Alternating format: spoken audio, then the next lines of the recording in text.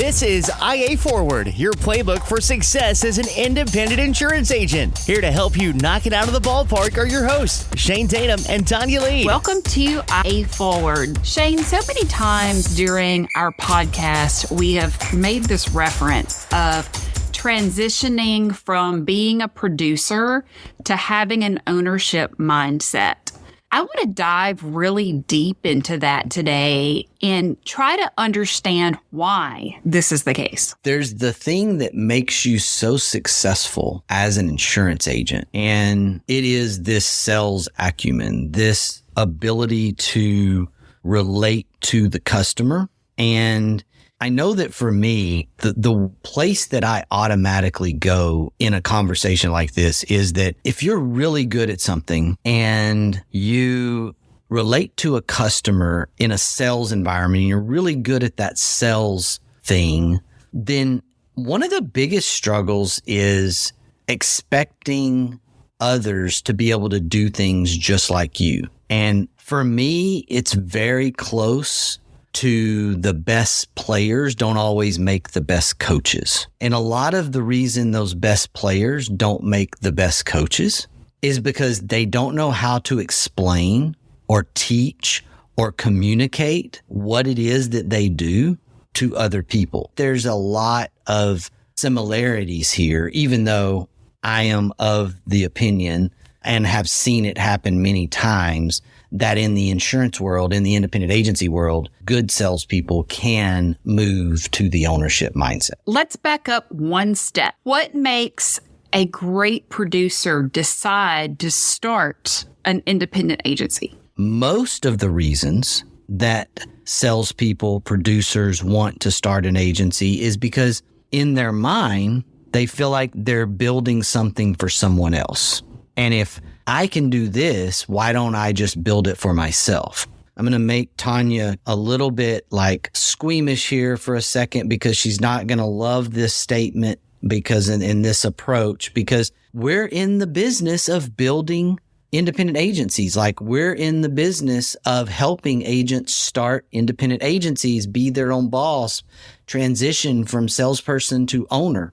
So it sounds a little crazy that I would say that one of the main reasons people want to do that is because they really either get tired of their boss, they get tired of the person they're working for, or they do not understand what it takes to run an agency and they don't like a decision that's made. And so they get mad about it. And that's not the right reason to start an independent agency just because you get mad about a decision that was made.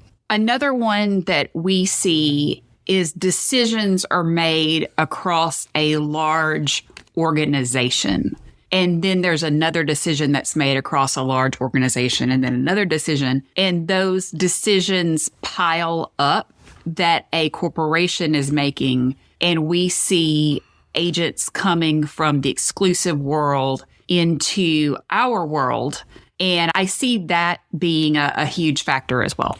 That's probably the number one factor on the captive side. My perspective of salesperson, sales producer wanting to start their own agency, I would say that's more of existing independent agency producer getting frustrated and wanting to start an independent agency of their own. Okay, that's out there.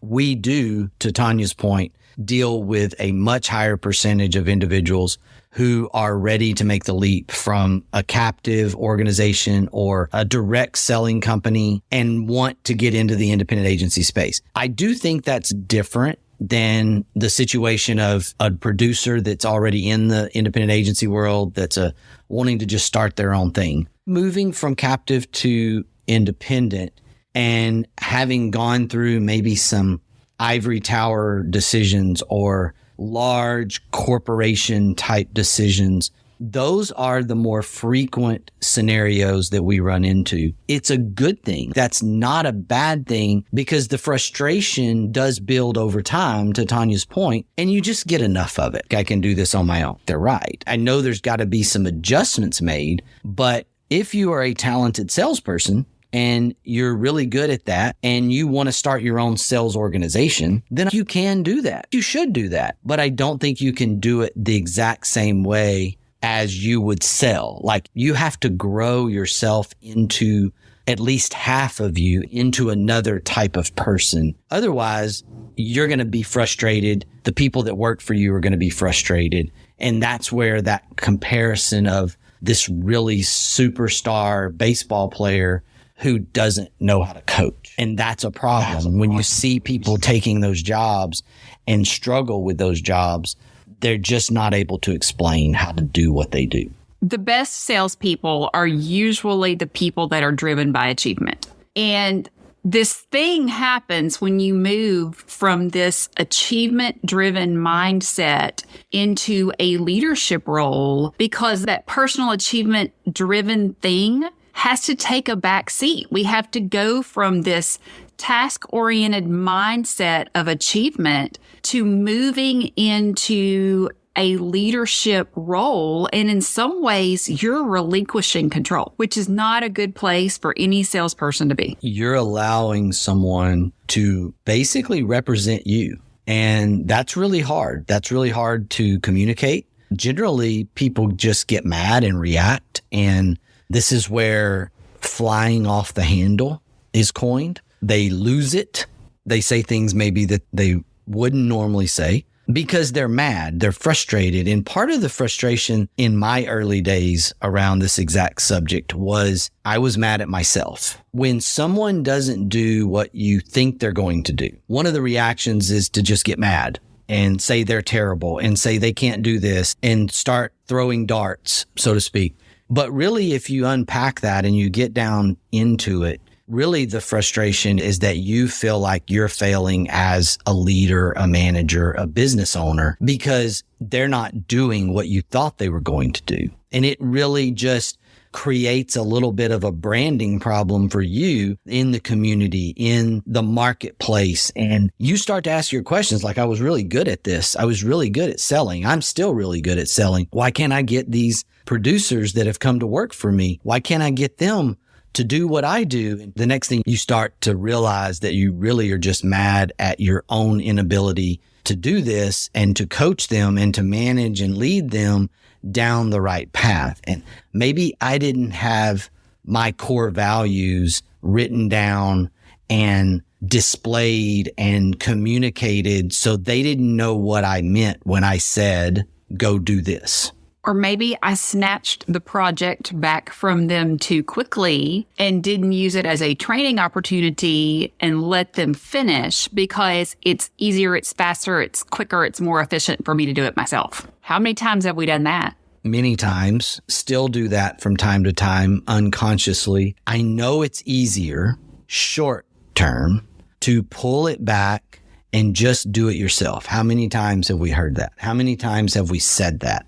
It's just easier to do it myself. It's easier to do it yourself today, but it's not easier to do it yourself for the next 300 days in a row or the next 5 years, or it's just not going to help you grow, both financially, both from a business standpoint, or just grow as a leader. Because you're going to pull it back. You're not going to teach someone anything, and they're still in the same place. And maybe the job gets done at that moment, but now you've got the next opportunity. So what are you going to do now? I say that in that pulling things back, you should question whether you even want to do the hiring in the first place. You should basically say, be satisfied with working 18-hour days. If you're not going to allow somebody to do the job you hired them for, why did you hire them? Because when it comes down to what's going on, we hired somebody because we think we need help,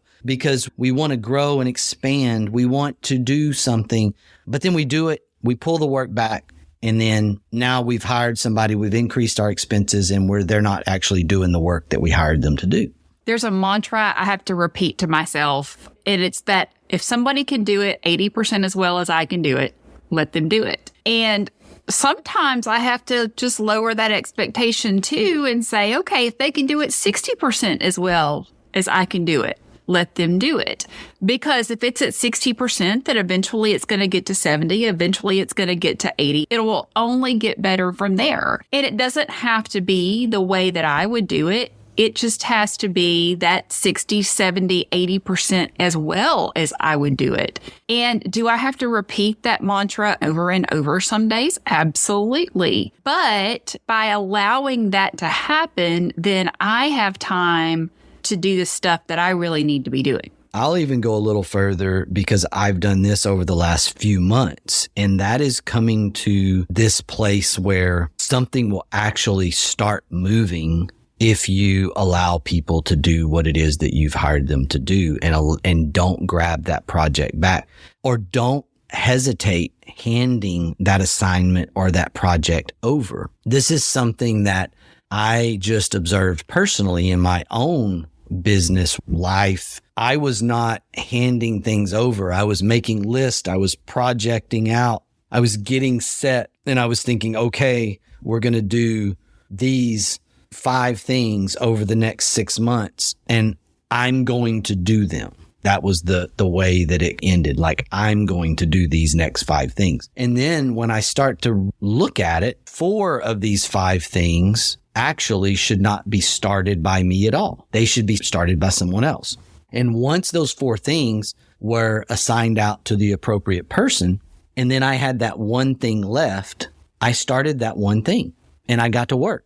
And oh, by the way, over the next couple of weeks, those other 4 things got started. And so I had to back all the way up to thinking, just get it started. Just get it moving. Are those things exactly what they need to be 2 months later? No, they are not. But we are 50%, 30%, 80% further down the road than we were 2 months ago because I did not keep all 5 of those items to myself. They may not do it exactly the way you're doing it, but if you will open your eyes and let them run with it, you might find out that there's a little better way of doing it that you haven't thought of. Or worst case scenario, they come back, they get stuck, and you get to explain to them and they get the buy-in that this is the way it needs to be done. And then the frustration level either way reduces significantly, maybe 90% or more. There is a flip side of this. There are people in the world that don't enjoy figuring things out on their own. And sometimes when you give someone a challenge with a project, it can create a paralysis because they're so afraid they're going to do it wrong. Pay attention to that. Figure out, okay, which personality type do I have here? And we as achievers tend to be that personality type that we want to figure it out and we want to do it. We want to figure out the most efficient way and the right way for us and all of these things. There are people in the world that don't think like that. And if you're expecting the people that don't think like that to be in those super high achieving jobs, that can be a challenge. With independent agency ownership, I've advised several agents over the course of time to not try to replace themselves early on. You, as the rainmaker, should be the last component that is replaced. If you can replace, as the rainmaker, yourself in all the things that you don't love to do, then what you will find is that your energy and your passion towards continuing to grow and build this business will last a lot longer, may never go away, or it will eventually reach a point to where maybe it is going away, but you've reached a financial level where you can actually afford to replace yourself at that time. What I see a lot of agency owners do as the superstar salesperson, they immediately try to go find someone just like them that's just as great of a rainmaker, that can run circles around different salespeople. And they think the answer is that I just need a bunch of salespeople like that. What you're missing in that is that you didn't create any infrastructure. And this is part of that migration from just a pure sales agent to an agency owner. I don't really know any successful independent agency owners today who weren't the first agency's rainmaker. That's natural. And so if you are able to build infrastructure around yourself so that you really get down to just about only thing you do is sell, other than manage the business, other than look at the financials, what you will find is that your revenue, your margins will eventually reach a place where you can then take a look and say, you know what? I want to slow down and I want to convert from selling as much to more of a sales manager. Now your infrastructure is in place and you can actually accomplish that. And you need to focus on transitioning into a leadership role. That is not something that happens naturally. There are probably as many leadership books in your office as there are in my office. This is something that you're constantly doing to grow as a leader, that I constantly do to grow as a leader. You have to train, you have to learn, you have to focus on constantly being better, or your organization is going to get stagnant. I always find something in most books I read to bring me something to do a little better. Maybe it's a reminder in some cases. I would even say if you're one of those individuals that's where I'm at in time of life, there's always going to be something to learn. And you may be reading third book this year or fourth book this year, and it's, man, these books all sound alike and have similar themes, and that's probably going to be true, but there's going to be some slight difference or some little nugget that you can take away that makes the entire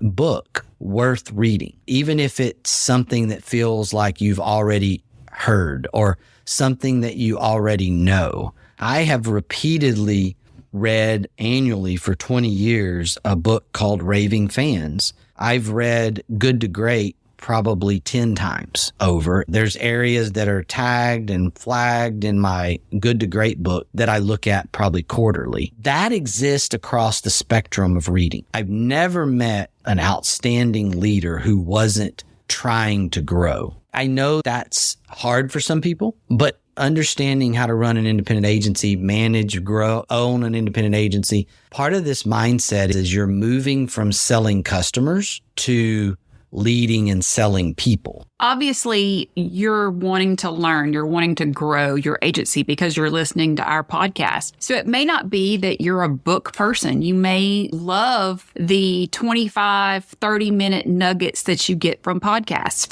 I love Game Changers by Molly Fletcher, looking at that intersection between sports and business and sports and success and leadership. I just absolutely adore listening to her. She did an interview with Notre Dame's head coach, Marcus Freeman, a few weeks ago. And one of the takeaways from that was, don't listen to the opinions of those that you don't take advice from. And I just thought that was so fantastic because I see people do this. I see people constantly asking for everybody's opinion. And I'm like, why are you even doing that? You're not going to take that advice. You don't regularly take advice for this person. Why are you opening yourself up for that? So it may not be that you're constantly reading books. It may be that you find really extraordinary leadership podcasts and you're growing from there. Shane, beyond this idea of being a leader for our team members, let's talk to the solopreneurs. Let's talk to the person that's trying to transition from being achievement driven and working for someone else, transitioning to being a business owner. Why is that so hard? One of the things that's ironic about being achievement driven is a lot of times achievement driven individuals need validation. And so when you're trying to transition from this solo to this business owner, before you have the people, you live in a vacuum. That saying, it's lonely at the top, is extremely true. And regardless of whether your organization's worth $25,000 or $25 million, you're still at the top. As that solopreneur, it gets really lonely. And shameless plug, this is why agency networks are incredible in our world today of independent agency ownership, because it is lonely, because it is hard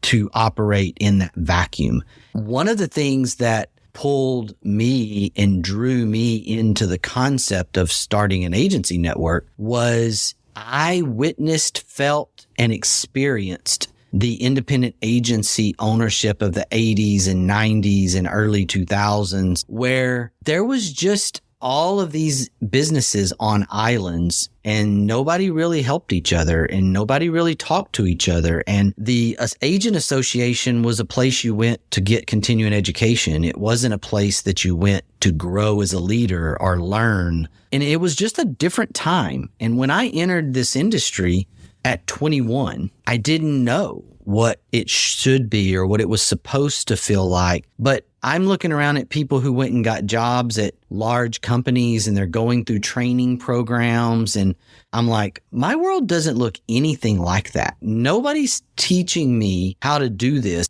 I have a dad in the business. He was a banker. His side gig was the insurance business. It was an interesting time to just look around and go, wow, it is very lonely here. Am I making the right decision? Is this right? That's the solopreneur dilemma. Most of us that want to do this are high achievers. Unfortunately, a lot of that high achieving has come over time with great job, Tonya. Great job, Shane. Whether that was dance, whether that was cheer, whether that was ball playing of some sort, we got validation by others patting us on the back. Now, all of a sudden, you're an business owner, you're an agency owner, and most of the new agency owners come out of a captive or sales producing role in the insurance industry somewhere else. And now there's nobody there patting you on the back saying, great job. It's well documented within our organization that I'm terrible at recognition. Why am I terrible at recognition? It has a lot to do with I had to move past this great job, you're doing great, because it wasn't there. I really believe that's one of the biggest obstacles. There's no one above us to say, great job, unless you're part of something, back to the agency network, and you have a great staff of people and a brand strategist on your leadership team, and you have other people that you're surrounded with that says, hey, recognition is not a bad thing. Recognition is a good thing, Shane. We should do some recognitions. I really feel like that's part of the conundrum of high achieving is that there's just nobody there. It is truly lonely at the top. As a great producer, you were probably extremely goal focused. You probably said, I want to sell X amount this month. I want to have sold Y amount at the end of the year. As a business owner, that may not happen for you, and that's okay. And we're telling you that's okay. If you come in and your goal was $100,000 in a month and you sold $90,000, that was not failure. And as a business owner, having that mindset of transitioning from having extremely specific fiscal goals to having a long-term mindset, to me, is one of the hardest parts. We talk about Simon Sinek's infinite game. You've got to have finite games within the infinite game. But let's not forget that on your business owner hat, your goal is to stay in business. That's what the infinite game is about. If I just gave you the book, no need to read it anymore. Read the book. It's basically that the game of business is about staying in business. And when we're the rainmaker and when we're the salesperson, and you're wearing multiple hats in the beginning anyway, but in your salesperson rainmaker hat, you need those monthly goals. Set your $100,000 a month goal. And when you don't get it, be disappointed. But very quickly, I need you to take that salesperson hat off and put your owner hat on and say, am I making progress towards staying in business? And the answer is when you sold 90,000 instead of 100,000, you're making progress towards staying in business. So you're achieving more than you think. And I know that is what Tonya is trying to get you to understand. Staying in business becomes the new goal in the ownership side. But in the sales side, yes, you're going to have some finite games. You're going to have some immediate things, monthly, quarterly goals. They're the same that they've always been. We always back into how much money do we want to make? How much do I make off of this? What's my average sale? How many calls do I have to make? You know how to do this. Keep doing that. Have a sales meeting with yourself. Take the hat on and off. If you really want to be silly, then get two hats and put the hat on and have a discussion, and then take that hat off and put the other hat on and have another discussion. Have fun with it. Oh my gosh. Did you really just say that? Have fun with it. Enjoy it. You just passed cheese and went to Vita. So we are going to be okay.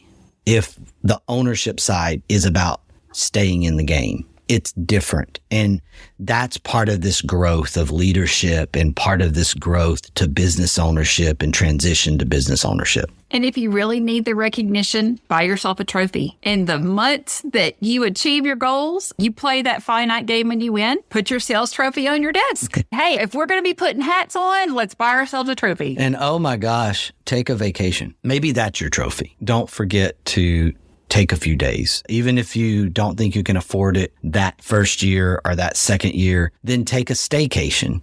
Do something so that you can take a deep breath. Mine is the afternoon drive occasionally. I do a ton of thinking there. I do a ton of strategizing there. Whatever works for you. The trophy can be literally as simple as a cheap little plastic trophy to the trophy of a reward. You hit your goal, you did this, you get to take a day off, you get to go on vacation for a few days, whatever. It's okay to reward yourself when you're in that vacuum of business ownership that you have to do stuff like that. You really do have to do that to keep yourself energized and maybe re-energized to get back after it and stay in the game. I'm going to leave us today with this quote from Vince Lombardi. Leaders aren't born, they are made. And they are made just like anything else through hard work. Attitude's a choice. Make a great one. Bye, y'all.